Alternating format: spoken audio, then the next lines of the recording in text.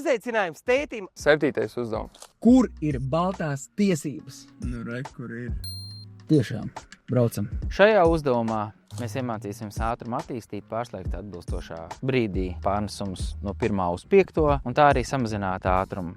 Samazinot ātrumu, attiecīgi saprast, kurā brīdī pie kāda ātruma ir kurā pārnesumā jāatrodas. Piemēroti drošības apstākļi šim etapam ir pirmkārt jau neintensīvi ceļa satiksmes apstākļi, noteikti ir ārpus apdzīvotas vietas, taisnīgs virziens bez līkumiem, lai varam koncentrēties tikai un vienīgi ātruma pārslēgšanai. Mans uzdevums ir mūs uz šejien atvest, un tad, kad mēs esam starta pozīcijā un taisnvirziena kustības sākumā, mēs samainījāmies ar vietām un sākām attīstīt ātrumu ar atlaišanu sajūgu, un pēc tam pēc norunas 20, 40, 60, 80 atbilstoši katrs nākošais pārnesums, samainot pedālīšus. Galvenais drošības aspekts, ko vecāki var palīdzēt, ir viegli pieturēt stūri, lai notiek iekļaušanās joslā.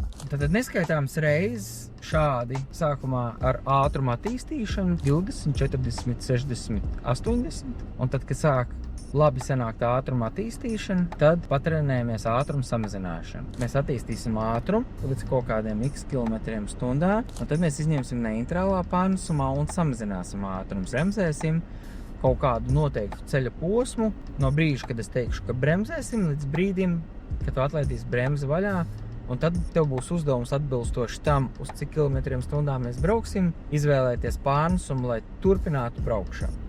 Vēlies ietaupīt vēl vairāk. Izvēlēs apmācību ar automātisko pārnesumu kārtu. Ietaupi līdz pat 30%. Vai tu jau seko? Vai tu jau nokopēji savu progresa lapu? Vai tu jau esi procesā?